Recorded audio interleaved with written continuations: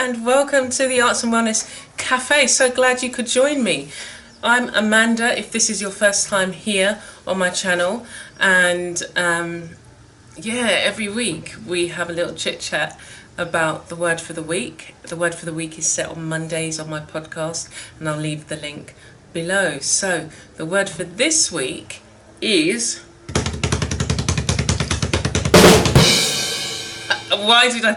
Why am I doing the drum roll? Anyway, the word for this week is proud. Anyway, but my son's doing his music in the back, and actually I'll leave a link to his Spotify because he's a musician and he's just released a new song today, so you can hear it on Spotify and all the other places. So go and show him some love and let him know that you've listened and that you came from here, you was redirected from here. That would be great, thank you very much. So proud, how does that make you feel when you think about your creative walk? What things are you proud of, and what things are you striving for in your creative walk? And it is more so that you can really look at the big and the small things, the small and the big things that you do, and don't just think, well, I can only be proud of myself when I achieve this, this and this, or this big massive thing, because you miss out on all the beautiful things that happen every day that you could be proud of. And you can sometimes feel that this big event then does happen and you think, was that it? So you have to learn to make a note of all the things, all your accomplishments, so you can look back and you can actually see how far you've come. You can see the journey, because that's what it's about, the journey, not about all the I had this big thing and then I had that big thing, but it's the journey that enriches your life and that really tells people how you lived your life, and you have to be mindful of those, because sometimes it can all be a blur. If you're only counting the big things, then you miss so many things that happen along the way.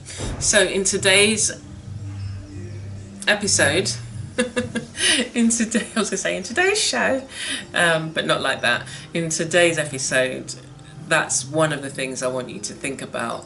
I'll be sharing a book, actually. It's one that I haven't seen for a while, and I got it down and I thought, wow, there's so many useful things in there that I just didn't. Scotty! I'm recording! You see what I've got to put up with? Did you hear him?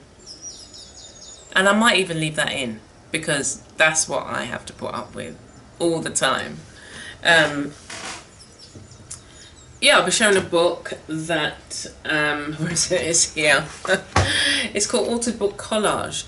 But it's about altered books and collages, but all the bits in between in terms of the particular things that you can do, the techniques that you can use, and it's filled with a lot of different techniques.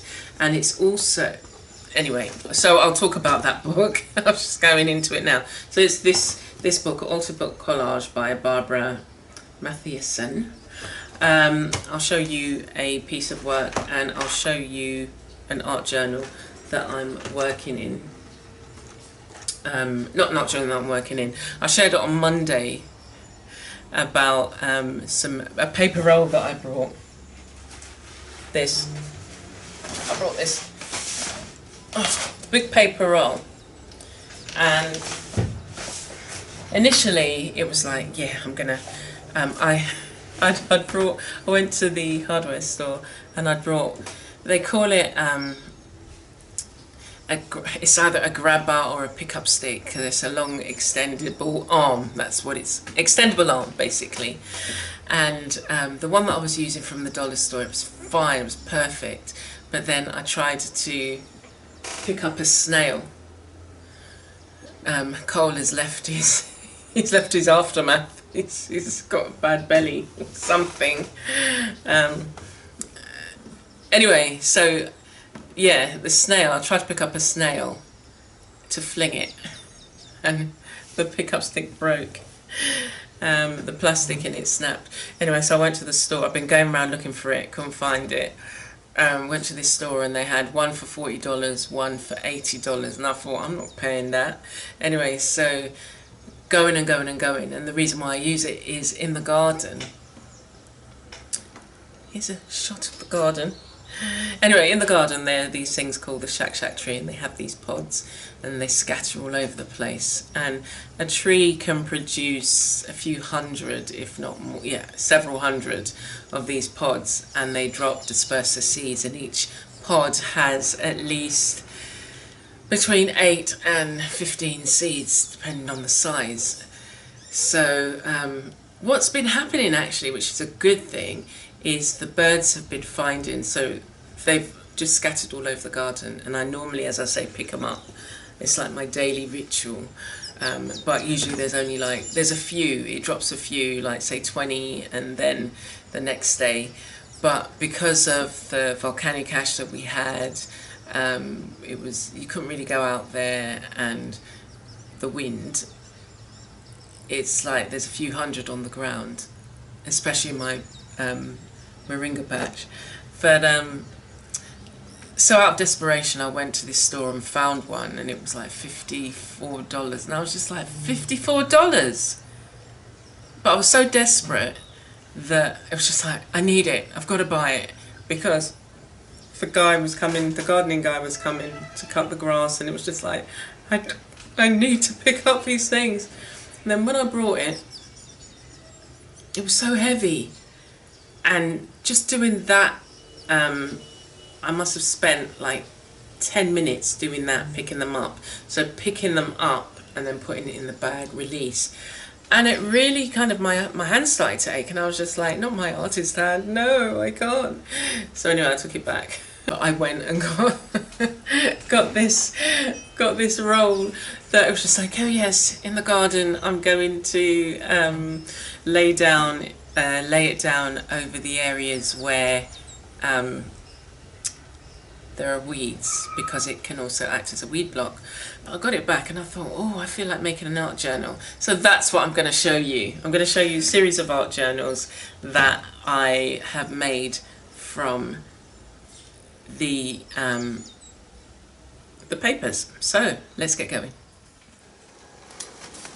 Okay, so this is the roll. It's a roll of paper, and it's also used as a barrier for weeds out in the garden. So I thought, oh, this could make some interesting journal paper, and so that's what I've done, and I'll show you the 3 that I've made so far. So one of the things that I've been doing each week is sharing a video of an art journal, and this week you will be seeing on Friday a separate art journal. But in Arts and Wellness Café, I thought, I spoke about this in my Monday's podcast, so I thought I would let you see them. So you've seen the brown paper, and these are what I've made so far, and I'll start with the smaller one. So what it also encompasses is, just trying to clean my desk as well, is scraps and things that I had made that I haven't used. I've got like a topper box, and it's just got all different toppers and things like, you know, hearts, circles, and all different shapes. And so this is me wanting to use up everything. And so the journals are, you know, not even, the pages haven't all been done. This is just, I made the journal, I was inspired to make, I made this one first, and I made this, and I've gone to that one. But I'll explain, and we'll keep it kind of fairly succinct. But if you want to know how to kind of put them together, I will show you, but I'll tell you as well. So this particular one has been glued in with glue stick. So what I did was I took the papers, folded it into, it's a one continuous sheet, so they're not single sheets of paper, and then I put them in this. It was a free paper that I got in a magazine, but I've since sun's decided to come outside of the clouds, but I've since what I did to it, just to make it more, you know, me, I stenciled over the top with paint. And so, you know, that changes the look of the paper that I'm using. The other thing I want to do is actually do some stitching on here, and so what I've done is create the holes so that I can do some stitching. I've been bringing stitching into everything, and I've just done a simple, you know, that's the inside page.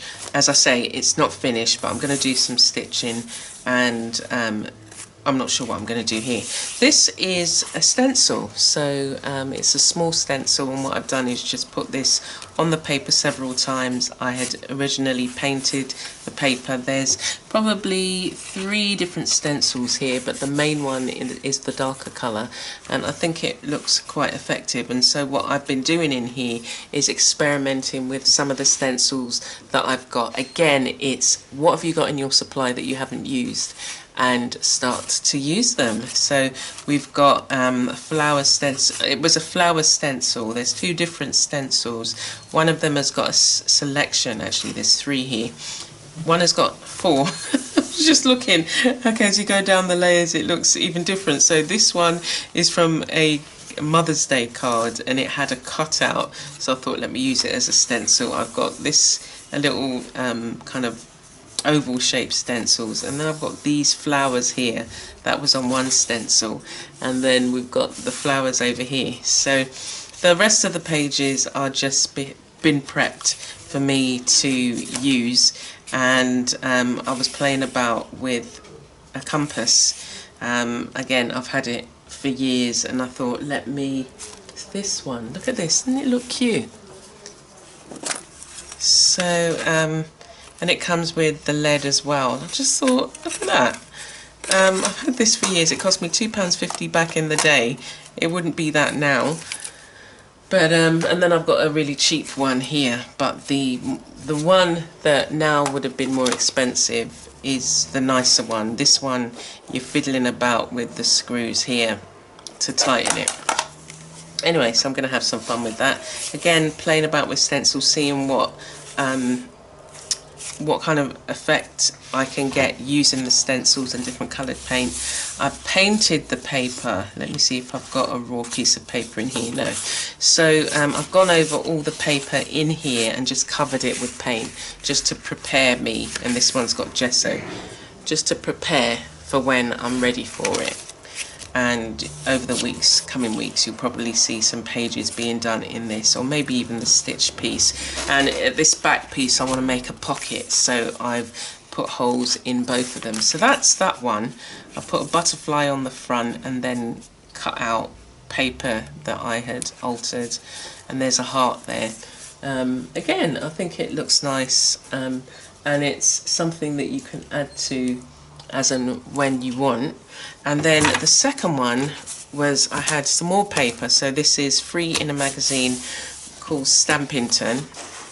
It's one of my favourite magazines. And then I had some music sheets, and so I've just, you know, covered this and done the back as well. And I liked the 2 birds, so I put the birds on either side. And I was just really thinking about a book that I could maybe, you know, put some notes in. I'm not sure how I'm going to use it. So far I've put some notes in, and I've put the music paper on the the edges, and this is the paper, so it's very absorbent, and so you do need gesso on top, or if you're going to do it like I did here, where I've painted it, and so you've got acrylic paint, and then, you know, it's kind of provided a seal, and so you can add to the top of it. And that's all I've done so far.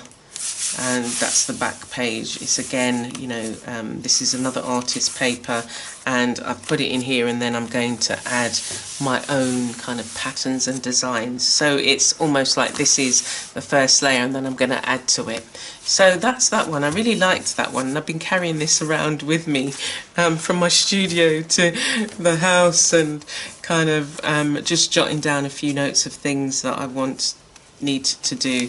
So it's probably going to be one of those kind of, you know, this is my, not a to-do list, but my task list, and maybe jotting some notes. But there's not enough paper to kind of, you know, okay, this is going to last, you know, a few months. This is probably a project, and maybe I need to make one for each project that I'm working on.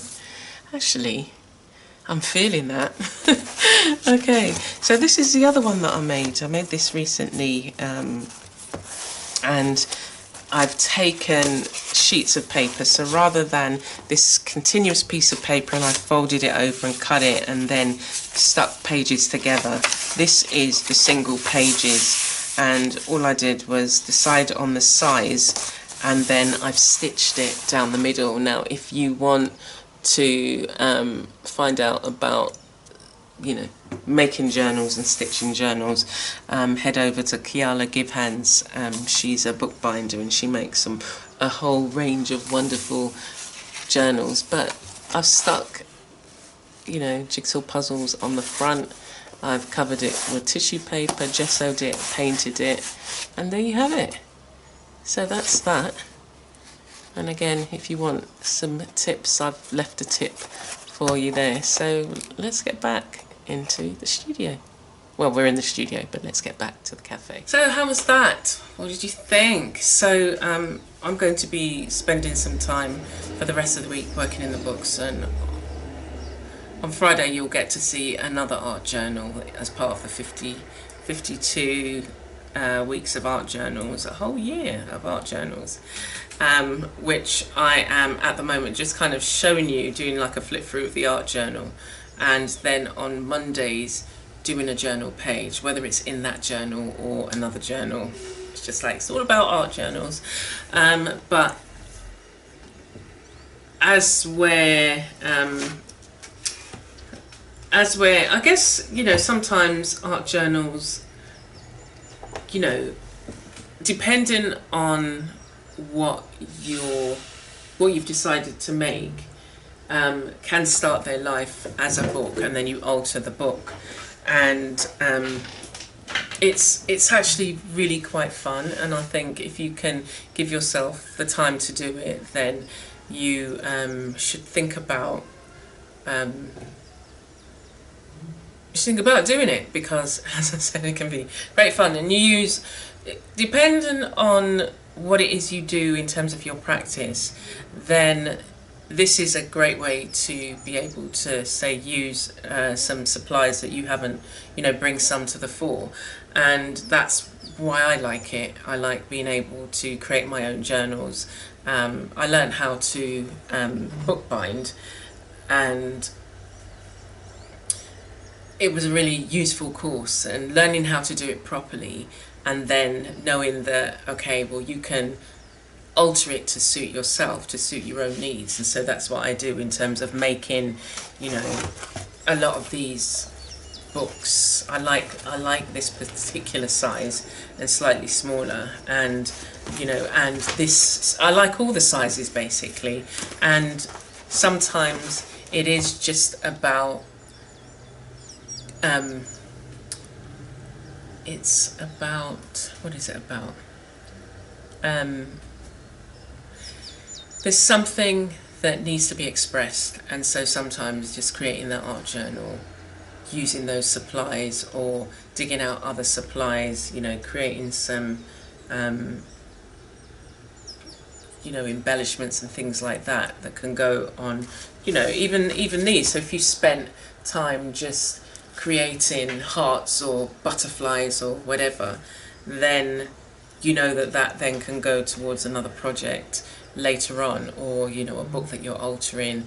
Or if you can organize yourself in a way that you've got things, you know, either in drawers, compartments or whatever, so that you can access them. So let's have a look now at this altered book collage book and see. I'll just do a flip through and see what there is in there, and maybe some of you might see a technique that you are interested in doing, and then we'll come back. So here we have Altered Book Collage, and it is by Barbara Mathewson. So, have you been altering books? Have you had much experience? If you brought this book, you are going to be in for a treat, because it's got so many different ideas, and we'll go through. So in the introduction, we've got what is collage, what to do with your altered books, building a page, general supplies, and then it goes on to general instructions for preparing the book. It gives you 101 ways to alter a book. This is a list, 101 ways, and glue a word or small picture under a glass bauble or lens, rearrange the order of original text, try to make the ending first, glue product labels to pages, rub metallic paste over a page or embellishment. So there's lots of different hints and tips for you to try when thinking about altering your books, and this gives you some really great ideas. Then it has techniques for decorating book pages. So it's given you some ideas, but it gives you some techniques, and we'll just go through the other bits so that you can see equipment, building a page, displaying books, the history, and then it gives you some techniques and actually shows you what you could do: decoupage, colouring, using bleach and stamps and doing it in that way, and transferring, as you can see, working with slides. If you happen to be able to get some slides, you can use this in your altered book, dominoes, and then it also then goes into the cover. So watercolour batik pages, leaves of nature, cover and page ideas. So as you can see, there's so many different tips, beading and the edging, that you can try one or you can try several, but you will always find some interesting ideas, doing cutouts, making windows, using different supplies on there. And you can try using, say if you used beading with stitching, then you might want to stitch on paper and then add it to the book, and again, different ways in which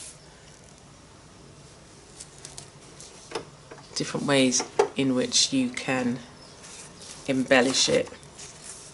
I've got one of these books that folds out. It's a children's book.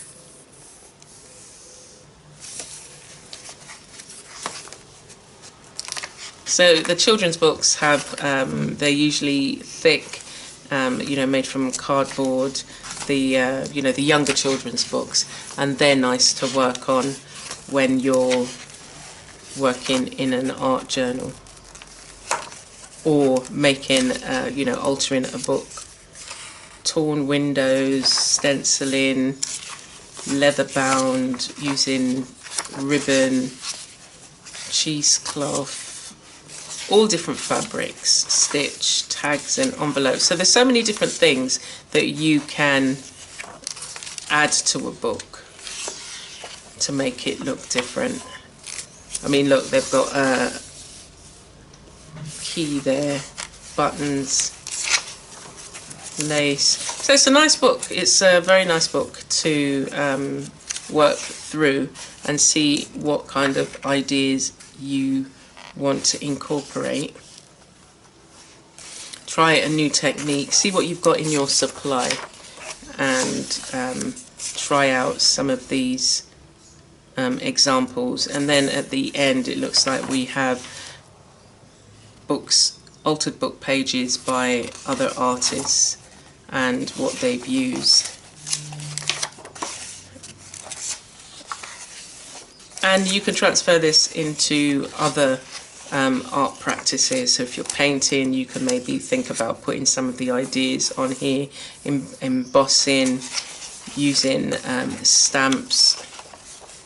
So there's lots of different spreads that have been used, and that's it. It's got metrics conversion chart. Let me see if there's a resource. There's a resources page in the beginning. Well, she calls it acknowledgements, and she acknowledges some of the suppliers in the front, and that's it.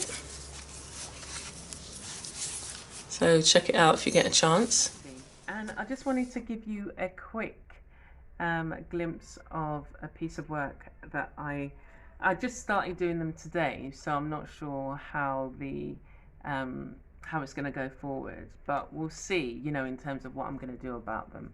So that's the piece, and it's made literally from recycled. So I'm using that same paper with recycled card underneath, and it is you know, milk carton, tetra pack carton is in the middle of it, and it's about reusing supplies, reusing you know, materials, and breathing new life into them. And so these are all embellishments that I have created with a mold. I actually brought this one actually, and this is a bead, but the others have been made from molds that I have had. And then if you look really close, can you see the texture? There's some nice texture going on, and that's pencil shavings. It's amazing, isn't it, what you can do? And it's all about experimenting, and you have to give yourself the time to experiment. So this, I'm going to either put it on a frame. I've got some frames that I'm making. So I'm deciding whether to do that. I was thinking of doing an assemblage box, but this is a bit too wide for these ones. Anyway, so yeah, that's that.